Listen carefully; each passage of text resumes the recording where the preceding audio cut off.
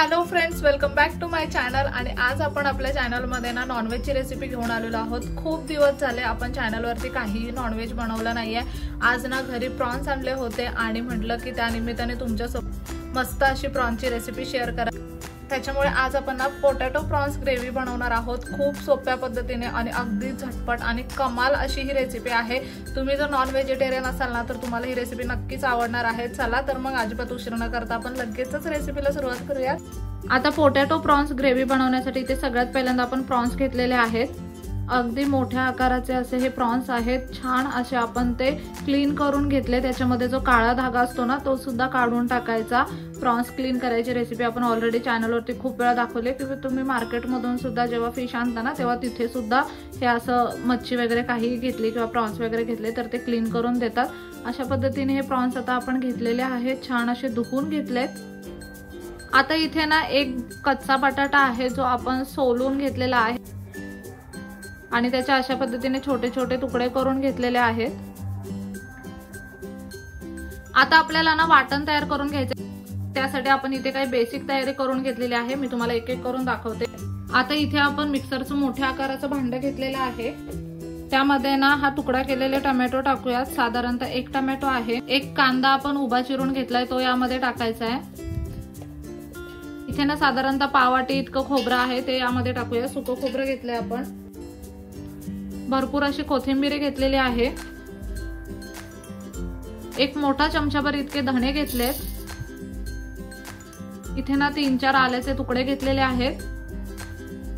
साधारणतः 5-6 लसणीच्या पाकळ्या घेतल्यात। 3 हिरव्या मिरच्या घेतलेल्या आहेत। इथे ना साधारणतः 4-5 लाल मिरच्या आहेत, सुक्या लाल मिरच्या ज्या आपण ना पाण्यामध्ये भिजत ठेवलेला त्या आपल्याला यामध्ये टाकायच्या। इथे 4 काळी मिरीचे दाणे घेतलेत ते टाकूयात यामध्ये। इथे आपण ना अर्धा छोटा चमचा इतके मेथी दाणे घेतलेत ते टाकायचे आणि अर्धा छोटा चमचा इतके हळद घेतली आपण ती यामध्ये टाकायची आहे। जे लाल मिरच्या ज्या पाण्यामध्ये आपण भिजत ठेवलेल्या ना तेच पाणी आपण यामध्ये थोडंसं टाकणार आहोत। आणि आता ना मिक्सर मधून आपल्याला हे वाटण अगदी छान असं वाटून घ्यायचंय।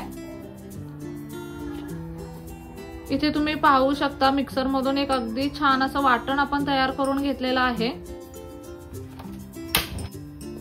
आता लगेचच आपल्याला कोळंबी करून घ्यायची, त्यासाठी आपण गॅसवरती ही कढई ठेवलेली आहे। आता ना कढईमध्ये तेल टाकून घेऊयात। साधारणतः 4 चमचे इतकं तेल आपण कढईमध्ये टाकून घेतलेलं आहे। आता हे जे वाटण आपण तयार केलंय ना ते यामध्ये टाकूयात।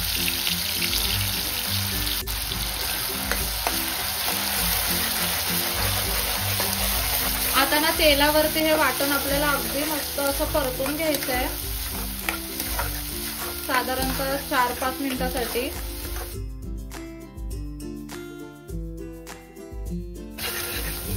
तुम्ही इथे पाहू शकता साधारणतः 4-5 मिनिटासाठी ना अगदी बारीक गॅसवरती हा मसाला आपण मस्त असा परतून घेतलाय।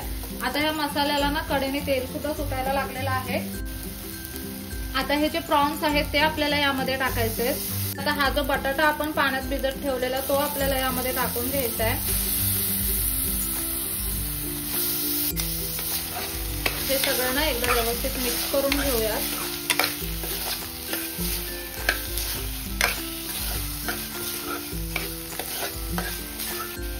आता आपल्याला यामध्ये पाणी टाकायचंय। मी ना इथे ग्रेव्हीसाठी पाणी थोडं गरम करून घेतलंय।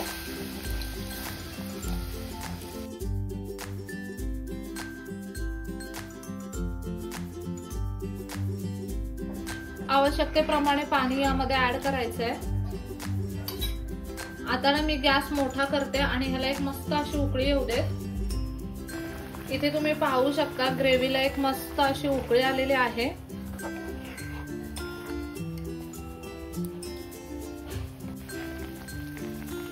आता यामध्ये ना आपण चवीप्रमाणे मीठ टाकूयात।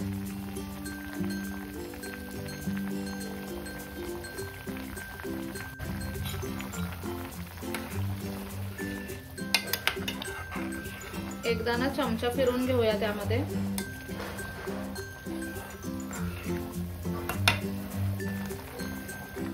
आणि आता झाकण ठेवून आपल्याला मीडियम फ्लेम वरती कोळंबी शिजवून घ्यायची आहे। इथे ना कोळंबी बनवण्यासाठी आपण खूप जास्त मोठी प्रोसेस केलेली नाहीये, फक्त ना एक वाटण तयार केलंय आणि वाटणामध्ये सगळं टाकल्यामुळे ना आपल्याला अतिरिक्त मसाले यामध्ये वापरावे लागले नाहीये, जसं की लाल तिखट म्हणा, धने पावडर आपल्याला वरून टाकावं लागलं नाहीये, कारण आपण हे सगळं वाटणामध्येच टाकलं होतं। त्याच्यामुळे ना अशा पद्धतीने कोळंबी बनवली तर ती अगदी झटपट बनते। बटाट्यामुळे ना कोळंबीला एक वेगळी अशी टेस्ट येते आणि ना खूप छान लागते कोळंबी अशा पद्धतीने खायला।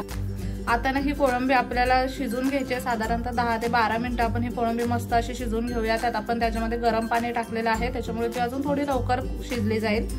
जर तुम्हाला वाटतं की पाणी थोडंसं कमी होते किंवा कोळंबी सुकली जाते, ग्रेव्ही सुकली जाते, तर तुम्ही थोडंसं पाणी यामध्ये ऍड करू शकता। अजून मध्ये मध्ये एकदा झाकण काढून चेक करत जा। आणि पाणी जर ऍड करायचं असेल ना तर शक्यतो गरम पाणीच ऍड करा, म्हणजे पटकन कोळंबी शिजली तर कोळंबी शिजायला वेळ लागणार नाही।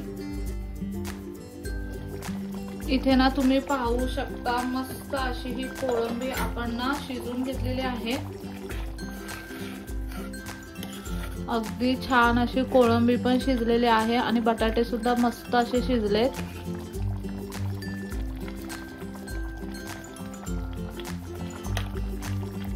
बटाटा सुद्धा किती छान शिजलाय तुम्ही इथे पाहू शकता। आपल्याला ना एक्झॅक्ट ह्या कन्सिस्टन्सी मध्ये ग्रेव्ही ठेवायची आहे, त्याच्यामुळे आता आपण गॅस बंद करून घेऊयात।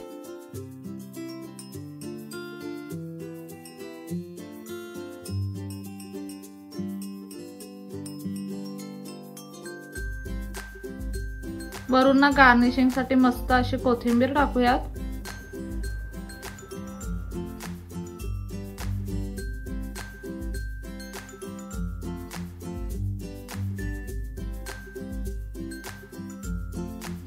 ते तुम्ही पाहू शकता अगदी मस्त अशी ही पोटॅटो प्रॉन्स ग्रेव्ही बनवून तयार आहे। खूप सोप्या पद्धतीने ही ग्रेव्ही आपण बनवले, खूप सोप्या पद्धतीने इनफॅक्ट हे प्रॉन्स आपण बनवलेले आहेत। अगदी झटपट बनतात, अजिबात कष्ट लागत नाही। एक वाटण एकदा तयार केलं ना की अगदी पटकन अशी बनणारी ही रेसिपी आहे।